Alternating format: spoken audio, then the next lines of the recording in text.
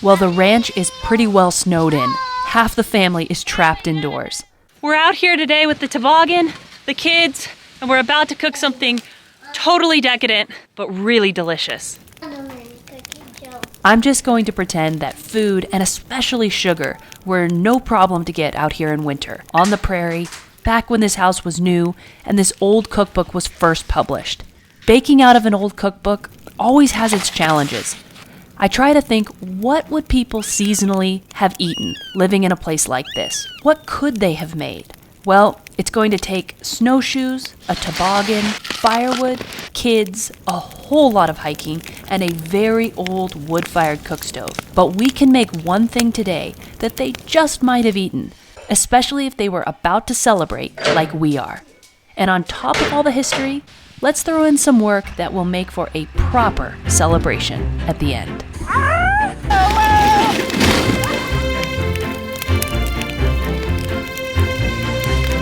We have simple ingredients, yes, but when it all comes together, this will be a special treat.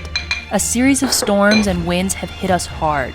Robbie's outside plowing like everyone's life depends on him, which it kind of does. Without him, nobody is getting out until spring. So while he works, the kids and I are headed on an adventure, partly to make him a treat and partly to prepare for a big celebration. This little girl is turning 6. What? No! If it was heavier, you would be lighter! All right, you lead the way. George and I are following. Yes. The dough has been rising while we've trekked across the valley here. Our wet clothes will be drying on the cook stove as we bake today, so apologies for the impropriety. This is just how it was for us, and no doubt how an old cook stove looked for the pioneers out here back in the day. A warm, dry heat is just the ticket for snow-drenched socks and long johns. Ooh, does that look good? Looks warm. This dough is a bit more extravagant than basic bread dough. It's a recipe from the 1896 Famny Farmer cookbook for Parker House rolls. We're taking this a step further, though, and upgrading that buttery dough into another recipe. It's just about to be rolled and twisted up into a decadent treat. A recipe found in this old cookbook for something called Swedish Rolls. We'll toast pecans, heap on the brown sugar and cinnamon, and per the recipe, give everything a good helping of butter. But I'll be frank, I've never heard of Swedish rolls before. I started by hunting down a completely different recipe.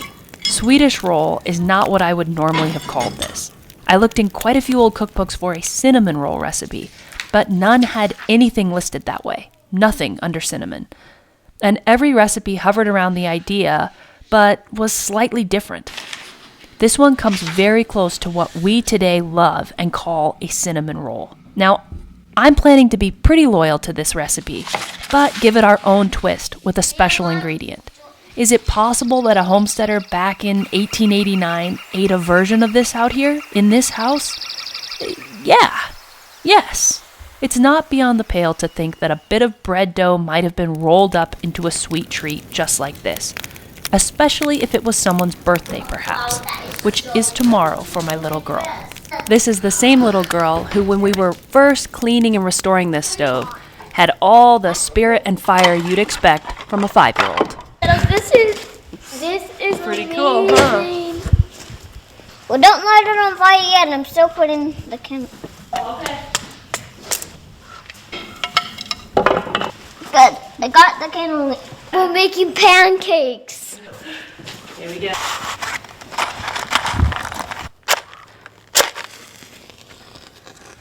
I'll go over and check. Okay. But you have to keep the fire going. If that catches on fire, then and I come back, I'm gonna be super mad. Okay. So watch it and don't get distracted. This stove has come a long way since last year.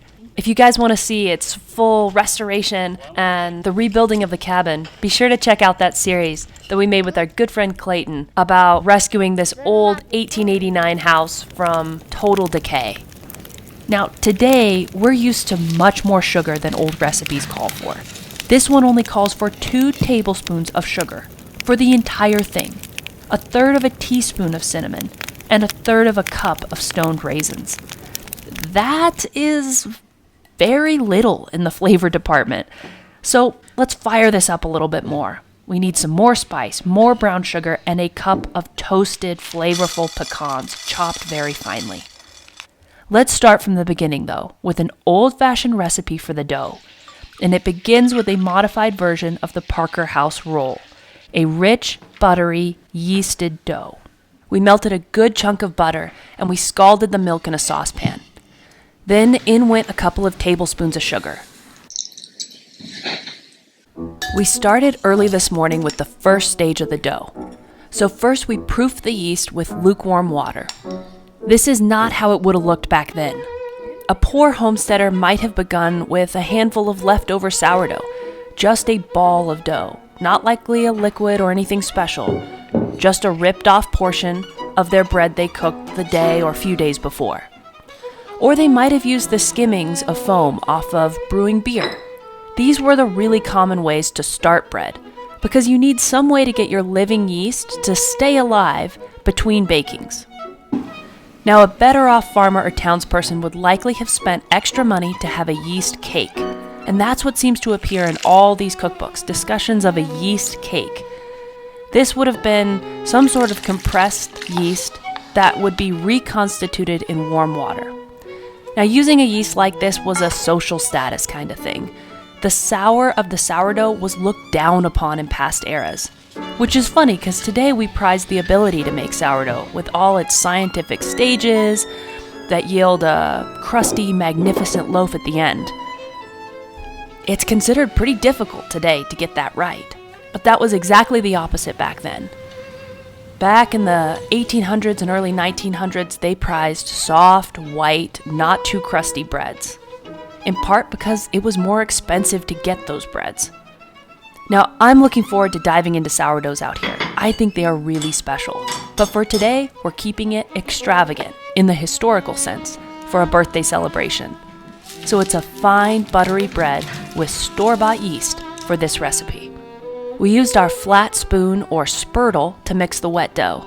This one was made by my good friend Susan here in our small town.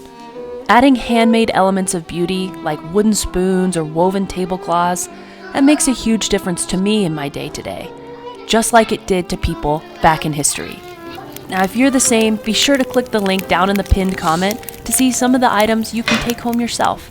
After a good stir, it's about 8 minutes of hand kneading to get this bread to really develop good structure.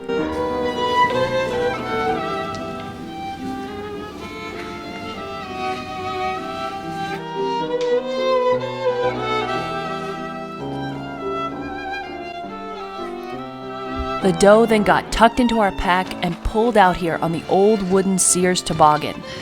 It needs about 2 hours to rise, and that's what it got on our trek out here.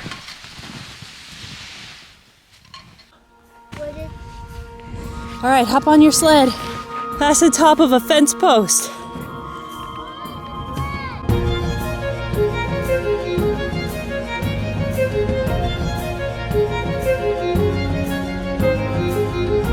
Okay.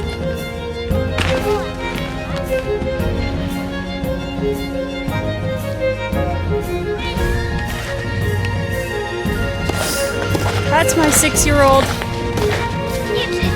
Oh, are you okay? Here you go.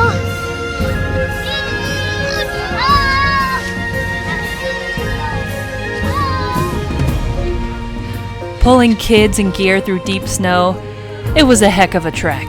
How you doing, Dorothy? But we made it to the house, which was actually decently warm and beautiful from the sunlight streaming in the tall paned windows. First thing was getting the cook stove going, the dough out of our pack, and getting the kids set up with a sunny spot on the elk hide rug, complete with real Play-Doh to shape and mold while I did the same for today's meal. Who needs Play-Doh when you have real dough?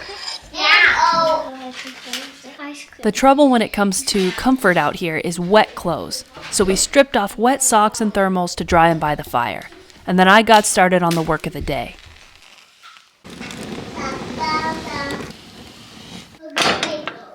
This recipe gets its unique and decadent flavor courtesy of the butter and milk that go into it.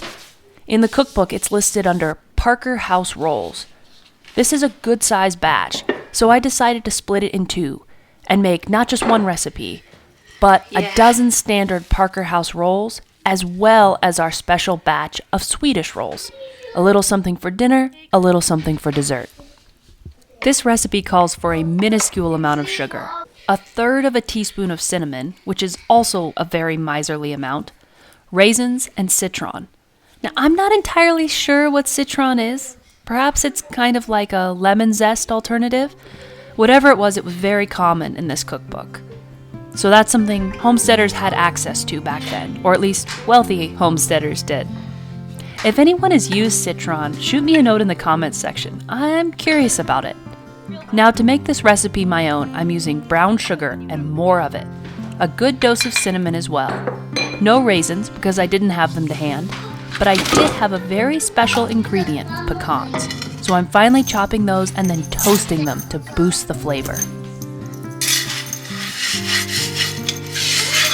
Oh, that works. Yeah. Now, a turn-of-the-century cookbook, like the ones we've got here, almost by definition, will not include humble foods. Sourdough never appears in here. There are very few wild game recipes, even though we know that that's what a lot of people ate, especially on the frontier. So I've got the rolls over here in a warm spot. This part of the stove hasn't gotten super hot yet. So this area is just a nice, warm kind of temperature. Not too hot where they're gonna start to bake. Old cookbooks often just talk fancy foods. Foods for spoiling your guests or elevating your normal cuisine. This cookbook is full of recipes for seafood, puddings, aspics, not the norm on the Montana prairie. But I don't want to make anything frilly like that today. Just something special, with fairly humble ingredients. It's how those ingredients come together that will really elevate this meal. So let's take butter, flour, sugar, and yeast, and make these little kids smile. Hot, hot. Now you may be thinking, this is too much hardship for kids. But some of you out there no doubt know just how good this feels, to be a kid who's been part of mom's work, a part of the day's efforts, and now has the pleasure of earning a cup of hot cocoa underfoot while dinner is being prepared.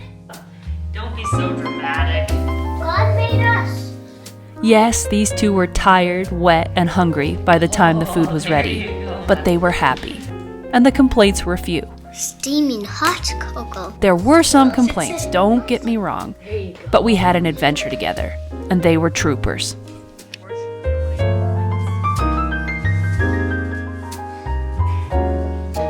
First thing to go in the oven was the rolls, and the first thing to come out of the oven was the rolls. A pat of salted butter, and we were on our way to feeling good. Those look good. Keep that oven nice and hot. The Swedish rolls, now full of all their ingredients, were rolled tightly into a log and then sliced in about 1-inch sections and ready to be arranged into a cast iron skillet. Now, my first attempt at math here failed. Too many rolls for this beautiful old pan. So I decided to try them in my oval steel baking dish. Out of fear of sticking, I laid a bit of paper down inside it. In the end, I learned this was not necessary. The butter and sugars didn't burn. But the risk was just too great out here with no running water, no fancy soap, and a long, heavy walk home if I messed up a steel pan. You live and you learn. Yes. George, look at those. Ow! Wow. Come on, eat them now. They're not baked yet. Let's put them in the oven. I'll eat them now. Let's put them in the oven. Put them in the warming oven to rise for 40 minutes, okay? They're puffing up a little bit. Nice. It's a nice temperature in there. It's not too hot, not too cold. We ate a Parker roll while we waited, and then they were ready to go in the oven.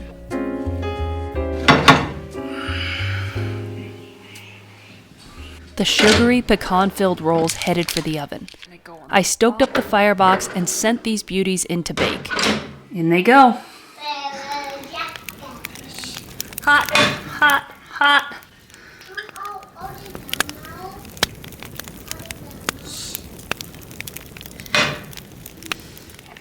All right, let's pull these cinnamon rolls out. 10 minutes or so later, and one turn of the pan, they had the golden tops I was after and were cooked perfectly through, all the way. The trick with this oven being right beside its own firing box is to keep food down low and nicely centered. It seems to be working a treat now. I think the mouse were trying to eat that. You think a mouse would eat this? Yeah. Steaming from the oven, these rolls had an aroma that the kids could hardly stay calm about. I think I fielded at least 5 "are they ready yet?" before it was really time to dig in. And to say that these were worth the wait is an understatement. Maybe it was the cold, the fading sunlight, or just the joy of something new to do in a one-room cabin. But eating these rolls gave everyone a smile. But just as we were savoring the moment, we had to face the long hike home. Winter's sun sinks low and goes fast. The pans had to be wiped down, the clothes, now slightly more dry, put back on, and it was time to hoof it back to the trail. Do you hear the owl? Maybe there's a predator around looking for it. Maybe. We had to get back because Dad was in need of a reward for all his hard snow plowing today, and a birthday celebration was on the list to prepare for. A good journey home, a sleep, and we were all rewarded with a day of great fun and adventure. Maggie, how old are you today? 6. 6. Look it over. 1, 2, 3.